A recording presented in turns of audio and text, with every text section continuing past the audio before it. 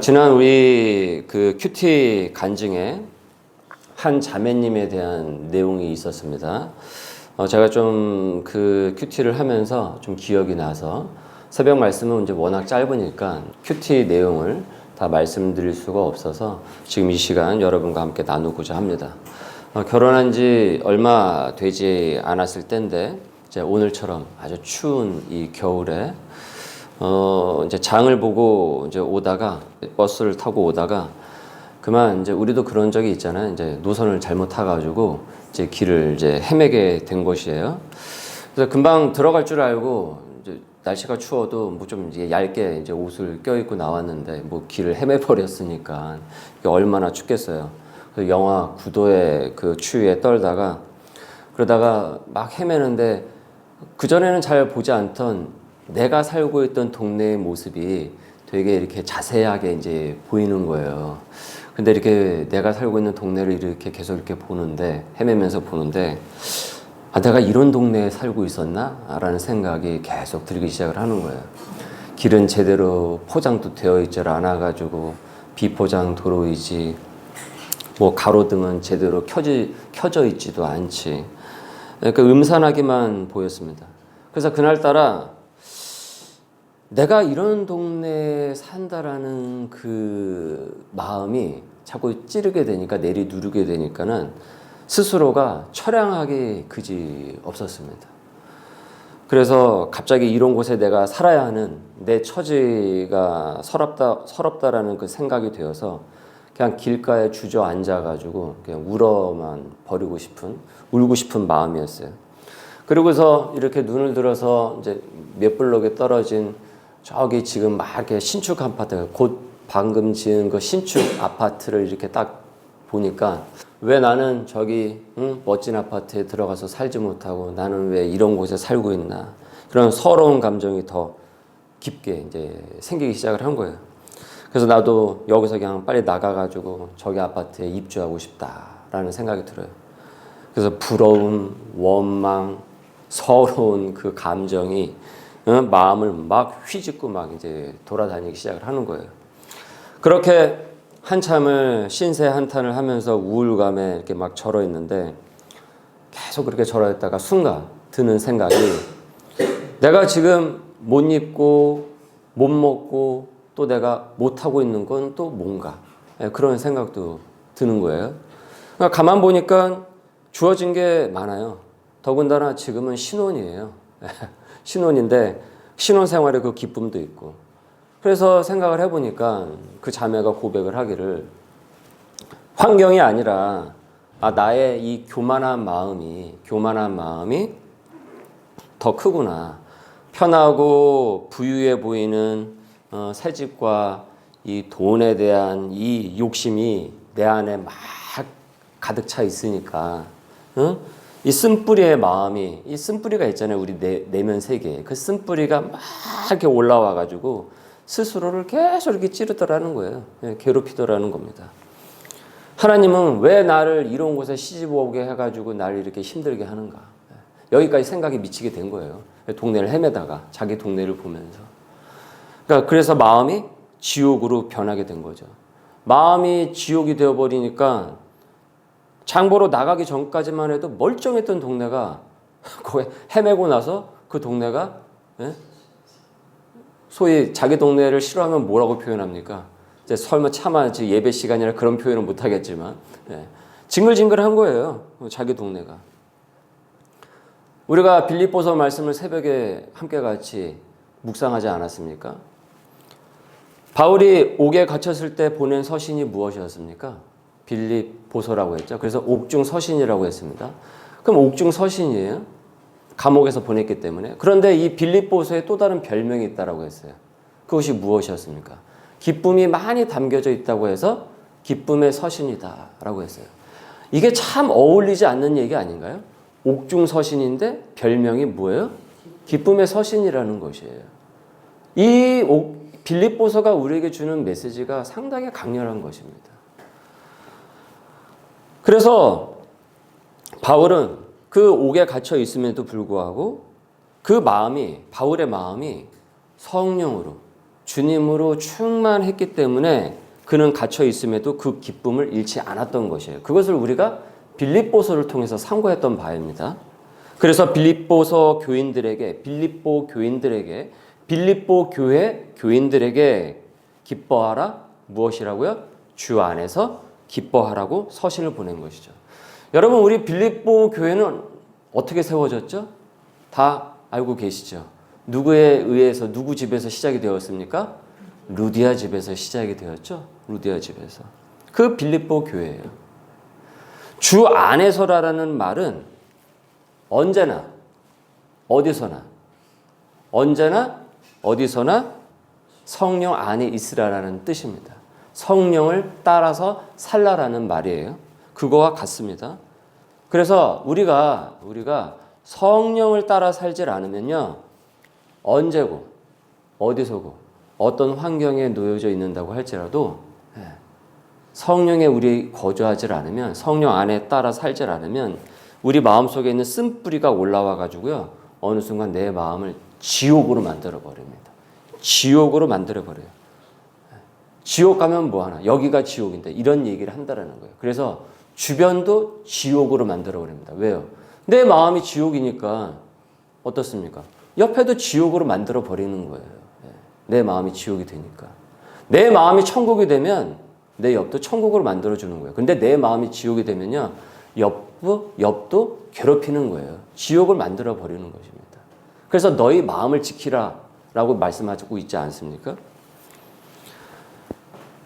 그러나 우리가 성령을 따라서 살면은 그런 마음을 이겨내고 성령이 충만해져가지고, 성령이 충만해진다라는 것은 성령이 내 안에 가득 찬다라는 것입니다. 성령이 충만해져서 감사와 기쁨을 잃지 않게 되고, 그 감사와 기쁨을 가지고 살 때 되레 현실의 그 팍팍한 그 현실을 능히 이길 그 능력을 갖추게 됩니다. 선한 아이디어를 하나님께서 우리로 하여금 떠오르게 하셔가지고 그 문제를 극복할 수 있도록 지혜와 능력을 갖추도록 우리에게 은혜를 부어주신다는 것이에요. 이것이 여러분 바로 성령 안에서 살게 될 때 우리 안에 갖추어지게 되는 성령의 능력입니다. 이것을 우리가 체험할 수 있어야 돼요. 찬송가 가사 중에 성령이 계시네, 할렐루야 함께 하시네, 좁은 길을 걸으며, 그 다음에 무엇입니까? 밤낮 기뻐하는 것. 좁은 길을 걸으며 밤낮 기뻐하는 것. 주의 영이 함께 함이라 라고 했어요. 생각을 해보세요. 아니, 좁은 길을 걷는데 왜 기뻐요? 아니, 좁은 길을 걷는데 어떻게 기쁠 수가 있어요? 근데 찬송가가 가사가 얘기하고 있잖아요. 좁은 길은 불평불만이 가득한 길이에요. 그러나 성령이 인도를 하시기 때문에, 성령을 따라 살기 때문에 언제고 어디서고 어떻습니까? 주의 영이 함께 하시기 때문에 기뻐할 수 있다는 것이에요. 지난 주일에 세례식이 거행이 되면서 우리가 세례 요한의 본문의 말씀을 살펴봤습니다. 자, 세례 요한은 이렇게 말했습니다. 8절을 다시 한번 보십시오. 성경책을 보세요. 읽습니다. 시작. 나는 너희에게 물로 세례를 베풀었거니와 그는 너희에게 성령으로 세례를 베푸시리라. 세례 요한은 물 세례를 주지만 예수님께서는 무슨 세례를 베푸신다고요? 성령 세례를 베푸신다라고 했어요. 그래서 성령 세례를 받았습니까? 라는 제목으로 지난주에 우리는 말씀을 함께 같이 상고했던 바입니다.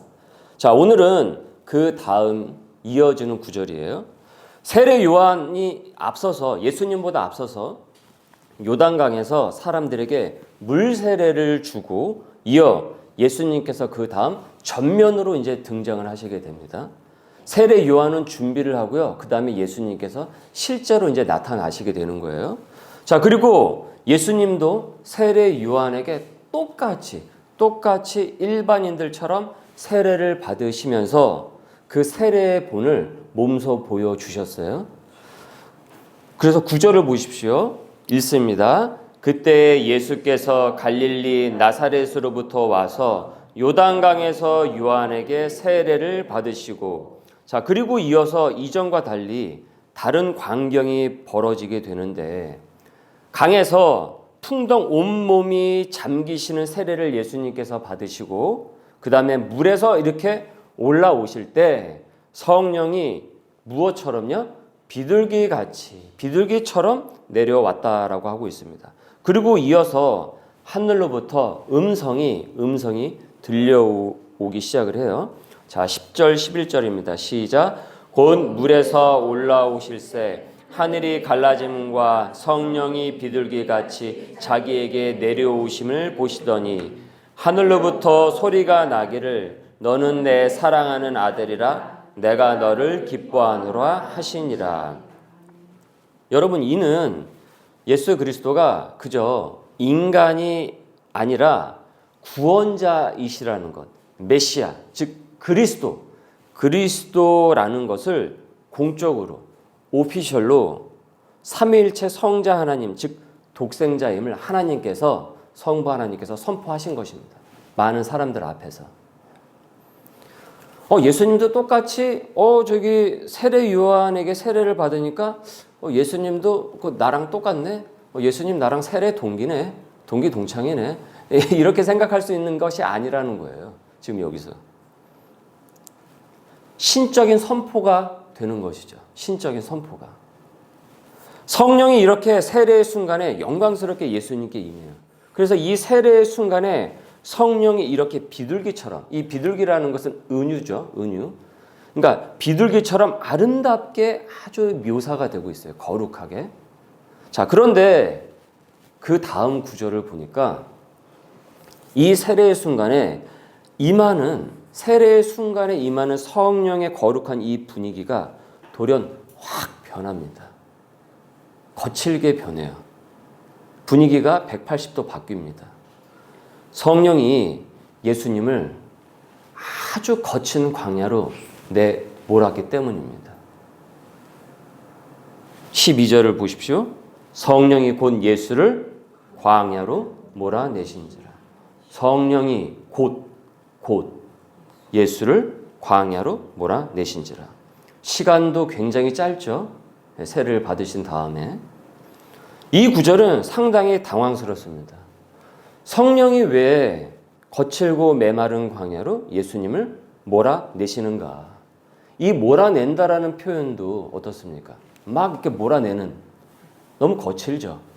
과격한 표현 같죠? 아까까지만 해도 요단강에서 세례를 받으실 때 성령이 비둘기처럼 쭉 임하는 그 분위기가 참 평온하고 거룩하고 이 세상 무엇과도 비교할 수 없을 정도로 아름답게 묘사가 되었단 말이에요.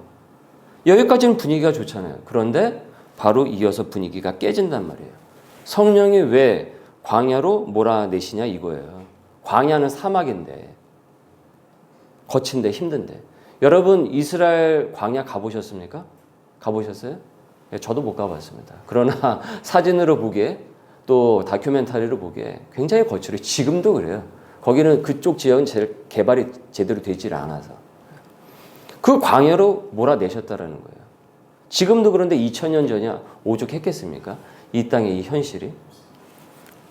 교인들이 성령을 오해하는 경우가 꽤 있는데, 이 성령에 대해서 각 기독교 한국 교회마다 어떤 기독교 선교 단체나 막 어떤 단체들마다 성령 사역한다, 성령 하지만 의외로 많은 한국 교회 교인들이 성령에 대해서 굉장히 많이 오해를 갖고 있어요. 그래서 이 성령이라는 이 단어가 아주 중요한 이 말씀의 이 단어가 상당히 오염이 되어 있고 왜곡이 되어 있고 때로는 이 성령을 기복적으로 이해를 하고 샤머니즘식으로 이해하는 경우가 상당히 많습니다. 이 성령을. 앞으로 내년 24년에는 우리가 이 성령에 대해서 순차적으로 틈틈이 성령이 무엇인가, 우리가 성령을 어떻게 구해야 되는가, 어떻게 성령 체험을 해야 되는가, 이것에 대해서 살펴보도록 하겠습니다. 그래서 교인들이 성령을 오해하는 경우가 꽤 있는데 그중 성령의 사역을 상당히 축소를 시켜서 이해를 한다는 거예요. 그래서 이 본문의 이런 세례의 순간의 장면만을 딱 이미지화 시켜가지고 성령은 저렇게 세례와 같은 거룩한 의식 속에서 임하는 것이구나. 그래서 성령의 사역을 이렇게 상당히 국소적으로 이해를 한다는 것이에요. 소위 예배의 예식으로만 성령이 임하는 것으로, 그래서 성령의 사역을 축소지향적으로 이렇게 이해하는 경우가 많다라는 거죠. 그리고 성령을 상당히 내가 생각하고 있는 긍정적인 효과를 발휘하는 것으로 생각하는 경우가 꽤 많이 있어요. 그런데 본문에서도 보듯이 성령은요 어떻습니까? 예수님을 거친 광야로 몰아내듯이 나를 어떻습니까? 거친 광야로 몰아내시기도 해요. 여러분 믿으십니까? 믿기 싫으세요? 그거는 좀 그러세요? 약간 겁을 먹으셨어요? 난 싫은데. 근데 어떻게 했습니까? 성경 말씀을 지웠다가 다시 쓸 수도 없고. 성령은 나를 거친 광야로 몰아내시기도 해요. 성령께서 하시는 사역의 그 범위는 전방위적이라는 것이에요. 성령을 어떤 특정 환경에서만 임하는 것으로 여러분 성령의 사역을 축소하지 말아야 한다는 것입니다. 광야로 나를 내몰기도 하신다는 것이에요. 여러분 이것을 인정하셔야 됩니다. 이것을 받아들이셔야 돼요. 그런데 내가 사는 데가 광야 같은 거예요. 내가 사는 데가 광야 같은 거예요. 그런데 이런 식으로 우리가 방금 말씀드린 바와 같이 성령을 그렇게 이해를 하고 있다고 한다면 내 애가 광야 같은 환경에 있으면서 너무 힘이 든 거죠. 그래서 느끼기에 서두에 말씀드렸던 그 자매처럼 갑자기 내가 사는 곳이 소위 징글징글한 동네로 보이듯이 내 처지도 그래 보이고 이게 뭔가? 그러면 당연히 교회를 다니는 사람 중에도 그런 생각이 들겠죠. 성령이 내 안에 없네. 성령이 나와 함께 하시지 않나 봐. 성령이 우리 가정과 함께 하시지 않나 봐. 아니 성령이 계신데 왜 이번에 우리 애가 대학 입시 이렇게 떨어져야 돼? 얘가 지금 얼마나 열심히 했는데 왜 이런 일이 벌어져야 돼? 성령이 우리 가정을 인도하시고 그러는데 왜 병이 생겨? 왜 병원에 가서 그런 소리를 내가 들어야 돼? 이렇게 생각을 할 수 있다는 것이에요. 그런데 그 생각이 틀리다라는 것을 지금 어떻습니까? 예수님의 생활을 통해서 어떻습니까? 우리에게 여실히 보여주고 있죠. 그것이 마가복음 1장에 그대로 나오고 있는 거예요. 처음서부터. 성령이 곧 이 마가복음에서 가장 많이 쓰는 표현 중에 하나가 이 곧이라는 표현이 많습니다. 그래서 곧 분위기 좋은 평온한 요단강에서 세례를 받으시고 그 다음에 곧 어떻게 한다고요? 광야로 몰아내신지라. 이어 광야도 힘든데 무엇이 기다리고 있습니까? 이 광야에서 혹독한 마귀의 시험이 온다라는 것이에요. 마귀가 예수님을 가만히 놔두지 않고 괴롭히기 위해서 별짓을 다 합니다. 13절 읽습니다. 시작. 광야에서 40일을 계시면서 사탄에게 시험을 받으시며 들짐승과 함께 계시니 천사들이 수종들더라. 이 구절과 병행 구절인 마태 누가복음에 보면은 나오듯이 예수님께서 지금 이 40일을 광야에 계시면서 금식 기도를 하시는데 이때 마귀가 3번이나 시험을 하죠. 예수님을 갖고. 그죠? 혹독하게 시험을 해요. 유혹을 하고 공격을 한단 말이에요. 하지만 예수님께서는 그 광야에서 어떻습니까? 성령의 능력으로 이를 이겨내셨다라는 것이에요. 이 이겨냄이 천사들이 수종을 들더라라는 표현으로 지금 마가복음에서 지금 드러나 있는 것입니다. 마가복음이 지금 이렇게 표현을 하고 있는 거예요. 즉 예수님께서 분위기가 좋은 요단강에서 세례를 받으실 때나 들짐승이 들끓고 있는 지금 이 거친 광야에서 마귀의 시험을 받으실 때나 누구와 함께 계셨다라는 것입니까? 성령님과 함께 계셨다라는 것이에요. 즉 광야라고 해서 성령님이 계시지 않는 것이 아니라는 것이에요. 예배의 의식 가운데서만 성령이 임하는 것이 아니라는 거예요. 우리는 광야에서도 성령 충만할 수 있다는 거예요. 중요한 것은 요단강인가 광야인가 이것이 중요한 것이 아니라 내가 지금 그 순간에 요단강이든 광야든 누구와 함께 있냐라는 얘기입니다. 누구와 함께 있냐에 따라서 우리가 그 광야를 이길 수 있느냐 아니면 그 광야에 처참하게 져서 무너지느냐 지금 그것을 예수님께서 보여주고 계신 거예요. 지금 이 마가복음에서. 그래서 예수님께서는 세례를 받으실 때나 광야에서나 어떻습니까? 성령님을 의지를 하셨다라는 것이에요. 성령님을 의지하셨다. 그것이 그분의 능력의 원천이 된 것이죠. 성령을 의지하신 것이. 예수님 혼자 한 것이 아니라 예수님조차도 성령의 능력을 의지하여서 이 광야에서 오는 매서운 마귀의 시험을, 사단의 시험을 이겨내셨다라는 것입니다. 성령은 세례를 받는 분위기와 평안함 속에서도 임하지만은 어떻습니까? 나를 광야로도 어떻습니까? 몰아내신다라는 거예요. 모십니다. 잊지 말아야 될 것은 여러분, 언제나 어디서나 내가 성령과 동행하는 사람이라는 것을 우리가 잊지 말아야 된다라는 것이죠. 내가 누구와 동행한다고요?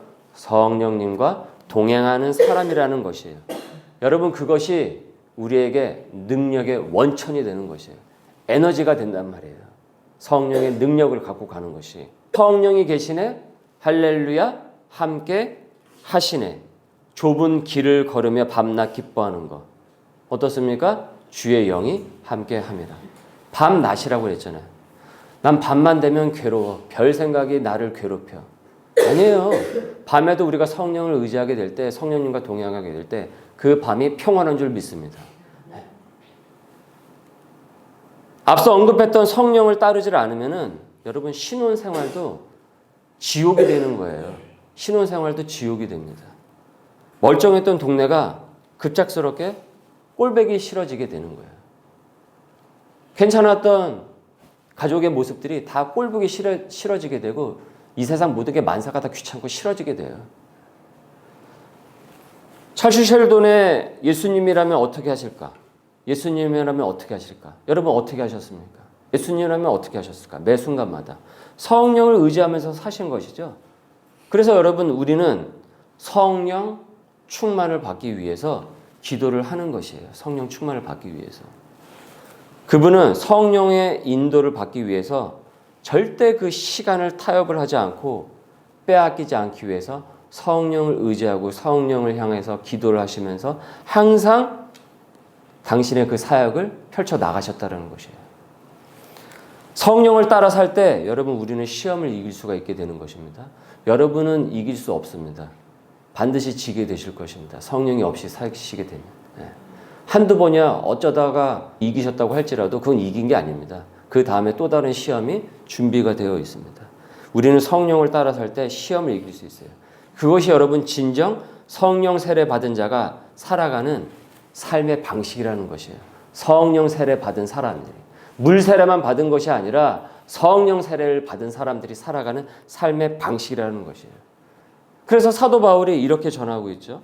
어떤 형편에든지 나는 자족하기를 배웠노니 나는 비천에 처할 줄도 하고 풍부에 처할 줄도 알아. 모든 일 곧 배부름과 배고픔과 풍부와 궁핍에도 처할 줄 아는 일체의 비결을 배웠노라. 내게 능력 주시는 자 안에서 내가 모든 것을 할 수 있느니라 라고 했습니다. 여러분, 이 구절의 내용을 잘 보세요. 내가 어떤 형편에든지 나는 자족하기를 배웠다. 그래서 내가 비천에 처할 줄도 알았고 나는 풍부에 처할 줄도 알았다라는 것이에요. 내가 광야에도 있어 본 적이 있었고 난 요단강과 같은 그런 분위기에서 있어 봤다라는 것이에요. 근데 내게는 뭐예요?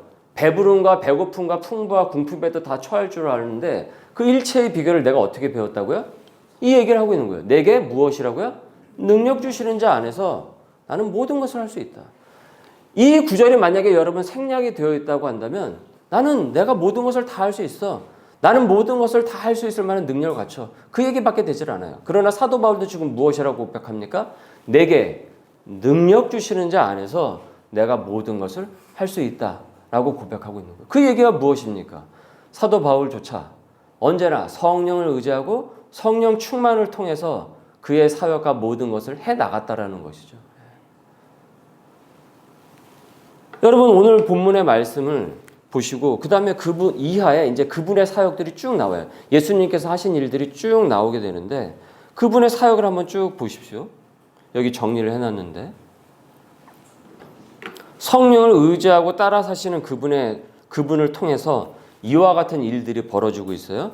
자, 14절에서 15절입니다. 14절에서 15절은 갈릴리에서 복음을 전파하시는 장면이 나와요. 그냥 전파가 아니고요. 성령의 힘을 받아서 복음을 전파를 하시는 거예요. 여러분 전도도 그냥 말로 하는 게 아니에요. 교회 나와봐 이렇게 말로만 한다고 해서 전도가 되는 것이 아니에요.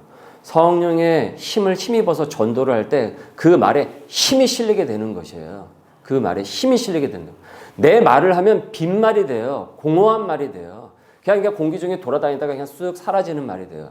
그러나 성령의 능력을 의지하게 될 때 성령 충만함을 갖고 우리가 주변 사람에게 내 가족들에게 복음의 힘을 갖고 복음의 전도를 하게 될 때 거기서 성령의 능력이 일어나게 되는 거예요. 복음 전도를 하게 될 때 입술이 아니라 공허한 말이 아니라 빈말이 아니라 정말 내 말에 성령의 힘이 실리기 위해서 누구를 우리가 온전히 의지해야 되겠습니까? 성령의 능력을 온전히 의지를 해야 되는 것이죠. 아니 예수님도 지금 이렇게 하셨는데 아니 내가 뭐라고 말로 그것이 가능하겠습니까? 말로 그것이. 16절에서 20절을 보십시오. 제자들을 부르시는 장면입니다. 사람을 키우세요. 지금 예수님께서 사람을 부르셔서 제자를 만드세요. 성령의 능력을 따라 제자들을 어떻습니까? 양육을 하고 계시죠? 여러분 제자 양육처럼 사람을 지금 이렇게 키우고 계시잖아요. 그런데 성령의 능력을 의지하여서 제자를 양육을 하고 계시단 말이에요. 여러분 자녀 양육도 마찬가지입니다. 성령의 힘으로 자녀를 우리가 양육을 하는 것이에요. 아, 네 집 자식이 이번에 저기 어디 들어갔다더라. 그리고 유튜브에 요즘 뭐 여러 돌아다니는 정보 많잖아요. 전문가들. 많지 않습니까? 그래서 그 전문가 얘기만 듣고 다 입시 박사가 되어가지고 그런다고 해서 애들 양육이 되는 거 아니에요. 스카이캐슬처럼 자녀를 양육하는 것이 아니고 성령의 인도를 받아서 성령 충만으로 양육이 이루어져야 그가 사람이 됩니다. 온전한 전인격적인 성령의 사람이 돼요. 여러분 그걸 놓고서 여러분 항상 기도해 주십시오. 우리 교회 학교를 놓고 기도를 하시고 여러분의 가정에 그와 같은 스피릿이 임할 수 있도록 여러분 기도하시길 바랍니다. 그러면 여러분 하나님께서 사람을 키우십니다. 왜요? 성령께서 인도하시거든요. 그리고 21절에서 28절을 보십시오. 더러운 귀신을 어떻습니까? 쫓아내시죠. 성령의 능력으로 귀신 들린 자들을 정신적으로 영적으로 혼미한 것들을 어떻습니까? 몰아내신다라는 것이에요. 귀신을 몰아내세요. 마귀를 몰아내신다란 말이에요. 그리고 40절 이하서부터 보십시오. 질병에 시달린 자들을 고치세요. 이 또한 무엇으로 고치십니까? 성령의 힘으로 고치시는 거예요. 성령의 힘으로. 의료가 잘 되어 있는 나라에서 살고 있다는 것은 사실은 큰 축복입니다. 그런데 여러분 그 또한 인간의 손이에요. 인간의 손입니다. 우리 교회와 가까운 저쪽의 병원에서 큰 병원에서 명이라고 소문난 분이 폐 수술을 했는데 멀쩡한 폐는 놔두고 멀쩡한 폐를 잘라내 버렸어요. 명이라고 소문난. 암이 걸린 폐를 잘라내야 되는데 멀쩡한 폐를 잘라내 가지고 소송 걸리고 지금도 그러고 있어요. 여러분 다 인간의 손에서 이루어지는 거예요. 의료 기술도요. 그 손을 붙들어서 나를 치유하여 주옵소서. 우리가 겸손함으로 나아갈 때 성령의 진정한 치유가 내 육과 내 마음까지도 치료하는 법입니다. 여러분 병원만 너무 의지하지 마십시오. 병원 가지 말라라는 얘기가 아닙니다. 병원만 너무 의지하지 마시라는 거죠. 예수님도 이렇게 성령의 힘으로 하셨다고 한다면 우리가 두말에서 무엇 하겠습니까? 성령을 따라야 우리가 마귀를 물리치고 시험을 이기고 필요할 때 병을 고치기도 하고 문제를 풀리게 하시며 복음의 능력을 갖추게 하셔서 복음을 전할 때 우리 말에 힘을 실어 주십니다. 그러니까 여러분 성령을 따라 살 수 있길 바랍니다. 언제나 어디서나 성령을 따라 살 수 있는 우리 소명의 백성들이 될 수 있길 바랍니다. 그래서 우리 내일서부터 시작하는 2024년은 여러분 항상 기도 제목을 맨 우선순위에 이 기도 제목을 놓으십시오. 주님 성령 충만케 하여 주옵소서. 주님 내가 교인으로 내가 등록은 되어 있는데 내가 아무리 생각하고 해보니까 내가 진정 물 세례는 받은 것 같은데 내가 성령 세례는 내가 받지 못한 것 같습니다. 주님 제게 성령 세례를 베풀어 주시옵소서 라고 여러분 간절히 기도하십시오. 그래야 우리가 성령 충만한 삶을 살아갈 수가 있습니다.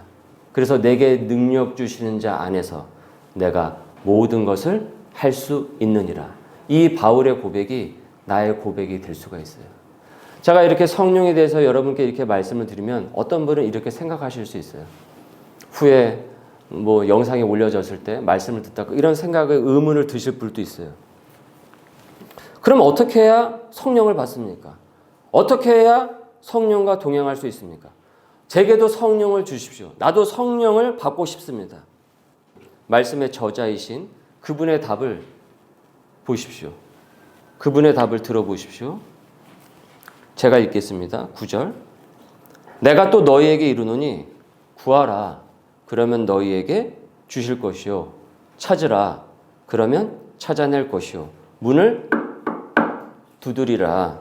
그러면 너희에게 열릴 것이니 구하는 이마다 받을 것이요. 찾는 이가 찾을 것이요. 두드리는 이에게는 열릴 것이니라. 구해야 되고요. 찾아야 되고요. 두드려야 돼요. 언제나 주님께서는 우리에게 행동을 촉구하십니다. 수동적이 되시면 안 됩니다. 수동적이 되시면 은혜는 못 받습니다. 적극적이 되셔야 됩니다. 적극적이. 이런 의미에서 로버트 슐러 예전에 그 노만 빈센트 필인가요? 그분이 했던 얘기. 적극적인 사고방식을 여기선 가져야 되는 거예요. 이 은혜를 우리가 얻기 위해서. 여러분 천국은 침노하는 자의 것이라고 했어요. 왜 그런 식으로까지 표현하셨겠습니까? 구하는 이마다 받을 것이요 찾는 것이요 두드리는 이에게는 열릴 것이니라. 너희 중에 아버지 된 자로서 누가 아들이 생선을 달라고 하는데 아니 생선 대신에 누가 뱀을 주며 알을 달라고 하는데 전갈을 주겠느냐. 달걀 주세요라고 하는데 너희가 악할지라도 좋은 것을 자식에게 줄 줄 알거든. 읽습니다. 시작. 하물며 너희 하늘 아버지께서 구하는 자에게 성령을 주시지 않겠느냐 하시니라. 여러분 이 말씀 우리가 너무나도 잘 아는데 사실은 요 뒤는 잘 안 보죠. 요거는 잘. 예.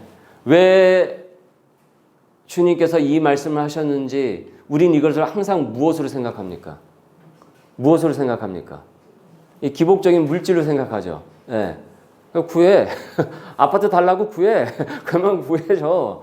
이번에 어제 합격 이번에 대학 합격하게 해달라고 기도해. 이런 식으로 항상 물질로 항상 우리는 환원을 해요. 우리가 자본주의 세상에 이게 머릿속이 뇌구조가 그렇게 변형이 되어 버렸기 때문에 우리가 언제나 이 말씀도 그런 식으로 환원을 한다라는 거예요. 근데 정작 예수님께서 주님께서 이 말씀을 우리에게 주신 이유는 무엇이었습니까? 성령이에요. 성령. 너희가 성령을 가장 간절하게 갈구하라라는 내용이에요. 병행구절이 되는 다른 복음서에서는 이 성령을 어떻게 표현하고 있냐면 가장 좋은 것을 주시지 않겠느냐라고 하고 있어요. 그러니 여러분 성령을 간절히 구하십시오. 구하고 찾으시고요. 문을 두드리십시오. 여러분 두드려 보셨어요? 정말 열렬하게 열망적으로 한번 갈망하면서 두드려 보셨습니까? 두드리신 다음에 그 다음에 얘기하십시오. 하나님께서 주시는지 안 주시는지 두드려 보십시오. 이 말씀은 결국 무엇입니까? 하나님께서 우리를 성령 충만케 하시기를 너무나도 원하신다라는 것이에요. 그러니까 우리는 주님 앞에 갈망, 굶주린 마음 그것을 갖고 가면 되는 거예요. 그래서 가난한 자가 복 있다고 하신 것입니다. 심령이 가난한 자가. 23년 마지막 날입니다. 여러분 올해 성령의 인도를 따라서 사셨습니까? 성령 충만하셨습니까? 내일서부터 24년 새해가 시작이 됩니다. 성령 충만하기를 원하십니까? 성령 충만한 가정이 되기를 원하십니까? 성령 충만한 일터가 되기를 원하십니까? 성령 충만한 내 삶이 되기를 원하십니까? 그러면 성령을 열렬히 간구하십시오. 구하고 찾으시고 문을 열심히 두드리십시오. 반드시 주님께서 우리에게 성령으로 가장 좋은 곳으로 채워주실 것입니다. 새해 시작되는 우리 소명의 교회에 성령 충만한 교인들이 성령 세례받은 교인들이 많이 생겨나서 이 지역에 거룩한 성령의 물결이 일어날 수 있기를 주님의 이름으로 소망합니다. 우리 말씀에 잇대어 기도하도록 하겠습니다. 성령 세례를 주님 베풀어 주옵시고 무엇보다 성령을 사모하고 갈망하여 성령 충만케 하여 주옵소서. 새해 어떤 기도 제목보다도 가장 좋은 선물인 성령을 구하게 하여 주옵소서. 그 체험을 하게 하여 주옵소서. 우리 함께 같이 기도합시다. 은혜가 많으신 주님, 23년 올 한 해를 되돌아보니까 성령을 따라 살지 않은 것이 너무나도 많았습니다. 그러다 보니 자주 실수가 일어났고 잘못을 했고 그리고 또 후회했고 괴로워했습니다. 주님, 이젠 성령을 따라 살 수 있도록 은혜를 부어 주옵시고 다른 어떤 무엇보다도 성령을 갈망하고 사모할 수 있는 심령들이 되게 하여 주셔서 성령 충만할 수 있도록 인도하여 주옵소서. 새해에 어떤 그 기도 제목들보다도 가장 좋은 선물인 성령을 구하게 하여 주옵시고 성령의 체험을 하면서 살아나갈 수 있는 새로운 한 해가 될 수 있도록 우리 교우들의 삶을 인도하여 주옵소서. 감사하며 예수님의 이름으로 기도드립니다. 아멘.